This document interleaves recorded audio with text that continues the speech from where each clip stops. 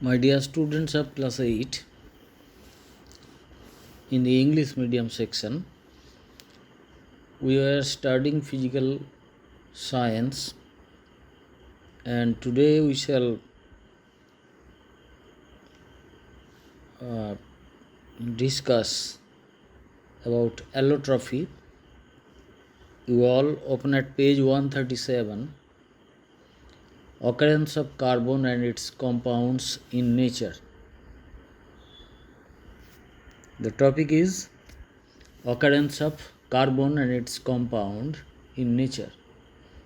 And you at page 137 open the page, and at the top there is a heading allotrophy, মানে রূপভেদ, নানা রূপে বিরাজ করে.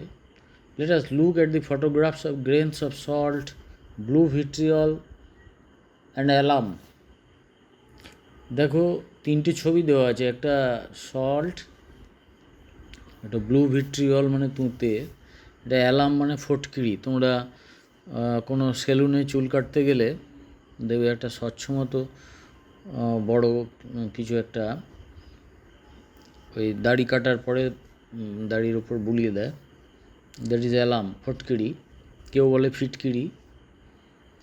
আর salt তোমরা জানো, তোমরা যে টেবিল সল্ট বা যে এডিবল সল্ট যে কোনো প্রকারের খাও, সেটা হাতে নিয়ে দেখবে সেটা একটা ক্রিস্টালাইজড ফর্মে আছে. তো সেই এটা কেলাস আকারে আছে. You can easily see that these grains have geometrically symmetric and aesthetically pleasing shapes. এই যে জিনিসটা দেখছো, এই যে salt, blue vitriol and alum, all these things have a definite shape, geometrically symmetric shape. Symmetric মানে মানে এলোমেলো নয়, একটা প্রতিসম, জ্যামিতিকভাবে প্রতিসম তার রূপ, এবং এস্থেটিক্যালি প্লিজিং, এবং মানে দেখতেও ভালো লাগে আর কি. Such symmetrically shaped solid grains are called crystals, এগুলোকেই বলা হয় কেলাস. Not only compounds, elements also can have crystals. শুধু কম্পাউন্ডের যে ক্রিস্টাল আছে তা নয়, কোনো কোনো এলিমেন্টেরও ক্রিস্টাল থাকতে পারে. For example, 2 crystalline varieties of sulfur shown in the photographs below can be obtained. এই তার নিচে যে দুটো একটু হলদেটে পড়া ছবি দেওয়া হয়েছে তোমাদের বইয়ে, সে দুটো হচ্ছে সালফার একটা মৌল, তোমরা জানো, ইটস নট এ কম্পাউন্ড. তো তারও ক্রিস্টাল পাওয়া যাচ্ছে, সে কথাই বলা হচ্ছে. Now let us have an experiment. Get some powdered sulfur and heat it carefully in a test tube. You see, you look at the diagrams given at the bottom of the page 137. There is a test tube, and the test tube is held by someone with a holder, and it is put on the burner. A burner is burning, and a test tube containing sulfur, containing some powdered sulfur is put on the fire, and you will obtain a yellowish liquid. Then it will melt down into a yellowish liquid, হলদেটে একটা তরলে পরিণত হবে. Pour it on a filter paper, and in the diagram that is given in the right side of the same box, there is a filter paper, and when the yellowish liquid is poured on the filter paper and allowed to solidify, then unwrap the filter paper to see needle-like crystals of sulfur. What we will see now? You will see that the crystals have become needle-like. They have taken the shape of needles, These are two different crystalline forms of sulfur that are called allotropes. এই যে sulphur দু ধরনের রূপে রয়েছে, এটিকে বলা হচ্ছে যে একটা পাউডার্ড ফর্মে, একটা হচ্ছে যে একটা needle like crystals. So these two shapes or forms of sulfur are called allotropes.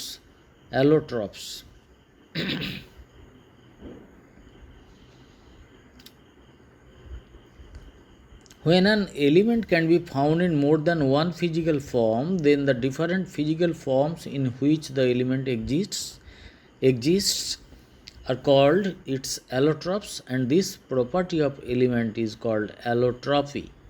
বুঝতে পারলে যে বহুরূপতা, রূপভেদ, একই জিনিস নানা রকম জ্যামিতিক আকারে যদি থাকে, ফিজিক্যাল ফর্মে থাকে, তখন সেই ফিজিক্যাল ফর্মগুলো, ভিন্ন ভিন্ন ফিজিক্যাল ফর্মগুলোকে বলা হয় অ্যালোট্রপ, এবং ওই বস্তুটার ওই মৌল বা ওই যৌগটার ওই যে প্রপার্টি, বিভিন্ন রূপে থাকার যে ধর্ম, সেই ধর্মটাকে বলা হয় বহুরূপতা বা রূপভেদ বা অ্যালোট্রপি.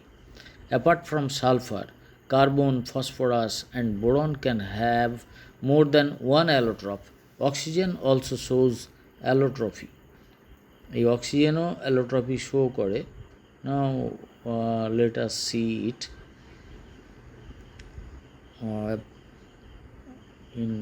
in page 138, and at the top of the page there are some allotropes of carbon are shown.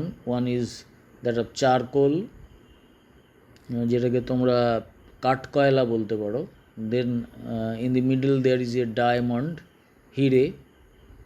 অনেকে হিরের আংটি ব্যবহার করেন, তাদের হিরে হয়তো দেখে থাকবে. And the third one is graphite. The photographs shown above have one similarity. It is unfortunate that now the school is closed and I cannot use my laboratory to show you these things, but all these things are found in our laboratory, chemistry laboratory. And if the school is allowed to open at a later stage of November, I can show you all these things in our chemistry laboratory. However, now we have to study all these things, theoretical knowledge. This is called theoretical knowledge because this is not practical knowledge. You cannot see all these things practically or handle them practically. যাই হোক, although they appear to be different, all these materials are made of carbon. এই যে charcoal, diamond, graphite, দেখো এদের ক্রিস্টালগুলো আলাদা আলাদা লাগছে, কিন্তু এটা কার্বন দিয়ে তৈরি. These are allotropes of carbon. তাহলে এটা কার্বনের বহুরূপতা, রূপভেদ এগুলো, graphite, diamond, charcoal. Allotropes of an element differ in their molecular structure or in relative arrangement of molecules in a crystal. এই যে ডিফারেন্সটা হচ্ছে কেন, তাদের যে আণবিক গঠনের পরিবর্তনের ফলে, পার্থক্যের ফলে, অথবা তাদের যে মলিকিউলগুলো একটা ক্রিস্টালের মধ্যে কিভাবে সাজানো আছে অণুগুলো, সেই সজ্জার রীতির পরিবর্তনের ফলে. Therefore they differ in their physical properties like density, colour, solubility in specific solvents and external appearance. এই যে প্রপার্টিগুলোর কথা বললাম, ডেন্সিটি, ঘনত্ব, colour, solubility in specific solvents, বিশেষ দ্রাবের মধ্যে দ্রবীভূত হওয়ার ক্ষমতা, অ্যান্ড এক্সটার্নাল অ্যাপিয়ারেন্স, এবং বাহ্যিক রূপ, এগুলো বদলে যায় এই ধরনের অ্যালোট্রপির ফলে. In some cases allotropes of an element may differ considerably in their chemical properties. Red and white phosphorus, ozone and oxygen. And in some cases allotropes of an element may differ considerably in their chemical properties. কখনো কখনো এই যে বহুরূপ যে রূপভেদে একই জিনিসের নানা রকম রূপভেদগুলো দেখতে পাচ্ছি, এগুলোর রাসায়নিক ধর্ম পরিবর্তিত হয়। যেমন রেড অ্যান্ড হোয়াইট ফসফরাস, লাল এবং সাদা phosphorus, ozone and oxygen, ozone আর অক্সিজেন এইসবের ক্ষেত্রে দেখতে পাই। Sometimes it is possible to change one allotrope into another. কখনো কখনো একটা অ্যালোট্রপকে অন্য অ্যালোট্রপে পরিবর্তিত করা যায় by changing the temperature and pressure, as in the above experiment with sulphur. এই যে রেড ফসফরাস অ্যান্ড হোয়াইট ফসফরাসের কথা হলো, এগুলো টেম্পারেচার আর প্রেসার চেঞ্জ করে একটার থেকে অন্যটায় রূপান্তরিত করা যায়। সাচ ইন্টারকনভার্সনস, মানে এই যে আন্তঃপরিবর্তন, একটা থেকে অন্যটায় পরিবর্তন, আর নট অলওয়েজ ইজি, খুব সহজ নয় সবসময়, as with the allotropes of carbon. কার্বনের অ্যালোট্রপদের ক্ষেত্রে যেমনটা হয়। The allotropes of carbon are commonly divided into two categories. এই রূপভেদ, কার্বনের রূপভেদ broadly can be divided broadly into two category. দু ধরনের মোটামুটি বড় মানে মোটামুটি সাধারণভাবে বলা যায়। একটা হচ্ছে ক্রিস্টালাইন, মানে যেগুলোর ক্রিস্টাল রূপ আছে, অর্থাৎ কেলাসাকৃতি, অ্যান্ড কেলাসাকৃতি মানে যার নির্দিষ্ট জ্যামিতিক রূপ আছে। আর একটা হচ্ছে অ্যামরফাস, যার নির্দিষ্ট রূপ নাই। তোমরা ভূষো কালি দেখে থাকবে হয়তো, তার নির্দিষ্ট রূপ নেই, এটা amorphous. Actually, such a classification depends primarily on the external appearance of these materials. Advanced experimental techniques have shown the amorphous allotropes of carbon to consist of tiny crystals of graphite. এবং পরীক্ষায় দেখা গেছে যে যে amorphous, একটা হচ্ছে crystal বা কেলাসাকৃতি, আর একটা হচ্ছে অ্যামরফাস, মানে তার নির্দিষ্ট কোনো রূপ নেই। এই যে নির্দিষ্ট রূপ নেই যে কার্বনের অ্যালোট্রপটা, সেটার ভেতরে আসলে ছোট ছোট গ্রাফাইটের ক্রিস্টাল রয়েছে, এটা পরীক্ষা করে দেখা গেছে। Physical properties of crystalline allotropes of carbon differ considerably due to great difference in their molecular structures. আণবিক গঠনের পার্থক্যের জন্য এদের ভৌত ধর্মেরও পার্থক্য হয়। Comparison between physical properties and molecular structures of graphite and carbon. তোমরা গ্রাফাইট দেখেছো নাকি? লেড পেন্সিলের যে শীষটা, যেটা দিয়ে লেখা হয়, উড পেন্সিলের যে শীষটা, ওটা হলো গ্রাফাইট, গ্রাফাইট দিয়ে তৈরি। You must have seen and played with powdered graphite. ওইটা যখন ছোলা হয় তখন তো গুঁড়ো গুঁড়ো হয়ে যায়, সেটার কথাই বলা হচ্ছে। দেখো আঙুল দিয়ে সেটাকে ধরা হয়েছে। When you sharpen your pencil, don't you obtain a black dust? পাও না কালো একটা গুঁড়ো গুঁড়ো জিনিস? That dust contains graphite. If you rub your finger on the dust, যদি তুমি ওই ডাস্টের ওপরে তোমার আঙুলটায় ঘষে নাও, দ্য ফিঙ্গার স্লিপস, দেখবে আঙুলটা যেন পিছলে যাচ্ছে। The diagram on your right shows two arrows, দুটো অ্যারো দেখাচ্ছে। দেখো একটা অ্যারো ইন্ডিকেট করছে, first arrow indicates direction of applied force. দেখো তুমি হাতটা, ছবিটার দিয়ে তাকাও, তুমি যে দিক দিয়ে বলটা প্রয়োগ করছো সেদিকে একটা অ্যারো আছে, আর যেদিকে পিছলে যাচ্ছে হাতটা সেদিকে তার নিচের অ্যারোটা আছে। The second arrow indicates the direction of slip of your finger. Next হচ্ছে যে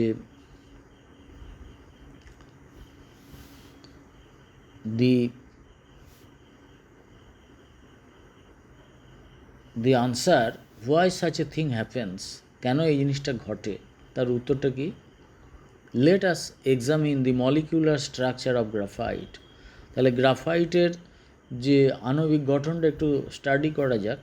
scientists have established the following structures of graphite and diamond represents carbon atom. এই যে পার্সাল স্ট্রাকচার অফ গ্রাফাইট, বাঁ দিকের যে ছবিটা, at page 139, at the top of the page there are two diagrams of crystals. One is in the left, the diagram is of partial structure of graphite, and the second diagram is partial structure of diamond. দেখো কার্বনের যে বিন্যাসটা কীভাবে আছে দেখো গ্রাফাইটের ক্ষেত্রে ডায়মন্ডের ক্ষেত্রে। It is seen that the carbon atoms in graphite are arranged in different parallel layers. মানে যেন মনে হচ্ছে সমান্তরাল স্তরে পরপর স্তরীভূত হয়ে আছে। It can be concluded from experiment that the distance between the adjacent layers is relatively large and the attraction between them is weak. যে একটা লেয়ারের সঙ্গে আর একটা লেয়ারের যে দূরত্ব অনেকটা বেশি, তার ফলে তাদের মধ্যে আকর্ষণ কম। When a force is applied to the upper layer, it can slip over the layer below. তার ফলে যখন তুমি ফোর্স অ্যাপ্লাই করছো ওপরের স্তরটায়, তখন নিচের স্তরের একটা স্লিপ হচ্ছে, একটা পিচ্ছিল ভাব দেখা যাচ্ছে। Besides this, তাছাড়া molecules of various gases are trapped within these layers. এই যে গুঁড়ো গুঁড়ো জিনিস, তার মধ্যে বিভিন্ন গ্যাসের মলিকিউলগুলো আটকে পড়ে আছে, and this weakens the attraction further. এর ফলে গ্রাফাইটের যে কার্বন অণুগুলোর মধ্যে পারস্পরিক আকর্ষণ আরও কমে যায়। ফর দিস রিজন, এই কারণে ইয়োর ফিঙ্গার স্লিপড, তোমার আঙুলটা পিচ্ছিল মনে হয়। When you rubbed it against graphite dust, যখন ওই পেন্সিলের গুঁড়ো বা গ্রাফাইট ডাস্টের ওপর দিয়ে আঙুলটা চালিয়ে দাও। It can be seen that the carbon atoms in diamond are not arranged in parallel layers. কার্বনের ছবিটা দেখো, ওখানে কিন্তু এরকম সমান্তরাল পরপর সমান্তরাল স্তরে কার্বনগুলো সজ্জিত নয়। They remain closely packed in a 3 dimensional network. এটা 3 ডাইমেনশনাল নেটওয়ার্ক, যার 3টে দিক আছে, দৈর্ঘ্য, প্রস্থ এবং উচ্চতা, সেরকম একটা সেভাবে সাজানো আছে দেখো কার্বনগুলো। And are tightly bonded to one another, এরা পরপর পরস্পরের সঙ্গে খুব শক্তভাবে বন্ড হয়ে আছে। Large empty spaces are absent in diamond, এর ফলে বড় শূন্য জায়গা, ফাঁকা জায়গা ডায়মন্ডের মধ্যে নেই।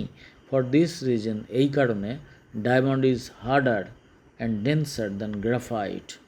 এর ফলে ডায়মন্ড হচ্ছে গ্রাফাইটের চেয়ে বেশি শক্ত এবং বেশি ঘন।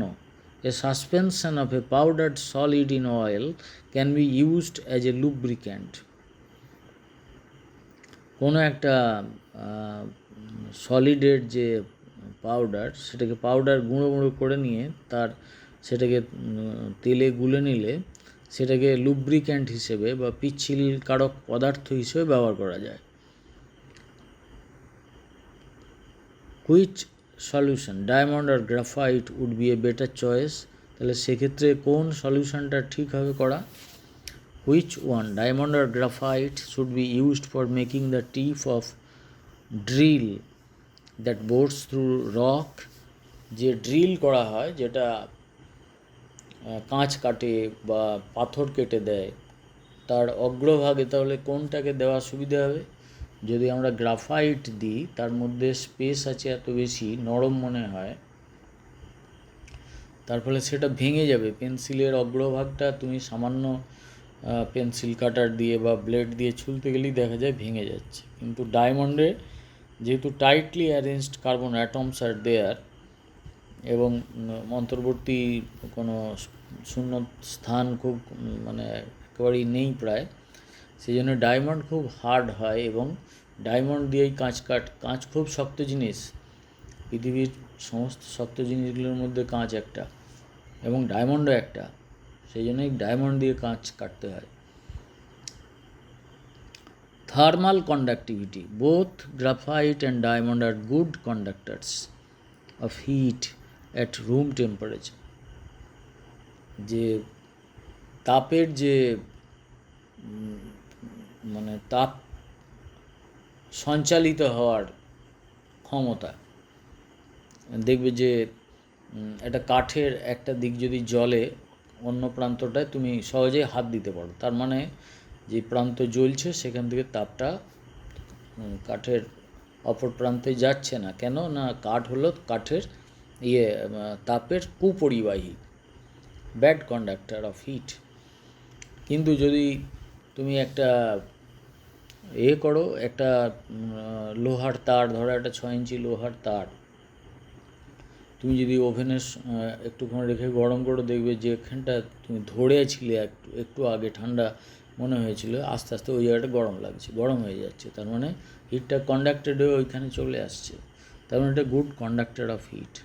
যাই হোক, সেই কন্ডাক্টিভিটিটার কথা কার্বনের ক্ষেত্রে বলা হচ্ছে যে রুম টেম্পারেচারে গ্রাফাইট এবং ডায়মন্ড দুটোই হিটের ভালো conductor. At around room temperature, that is 25 degree Celsius, thermal conductivity of diamond is great than that of any metal. যে কোনো ধাতুর চেয়ে 25 ডিগ্রি সেলসিয়াসে ডায়মন্ডের তাপ পরিবহন ক্ষমতা বেশি। For this reason some electronic circuits are now made of artificial diamond. এবং সেই জন্যে এখন বেশ কিছু ইলেকট্রনিক সার্কিটের মধ্যে আর্টিফিশিয়াল ডায়মন্ড, মানে নকল ডায়মন্ড পাওয়া যায় বাজারে। আমেরিকান ডায়মন্ড বলে, আরও অনেক রকম ডায়মন্ড বেরিয়েছে, কারণ অরিজিনাল যে আকরিক হীরা তার কিন্তু দাম অনেক বেশি। সেটা দিয়ে তো আর কেউ কাঁচ কাটবে না, সেখানে অন্য রকম ডায়মন্ড ব্যবহার করা হয়। Heat generated in the circuit dissipates rapidly through diamond. এবং সেখানে ওই যে ইলেকট্রনিক যন্ত্রপাতিতে যে সার্কিট হয়, যে তড়িৎ বর্তনী, সেখানে যে তাপ উৎপন্ন হয় সেটা খুব দ্রুত সেই তাপটা বর্জিত হয়। The circuit therefore remains cool and works efficiently. ফলে কোনো ইলেকট্রনিক যন্ত্রের মধ্যে তড়িৎ বর্তনীটা ঠান্ডা থাকে এবং খুব ভালোভাবে কাজ করতে পারে।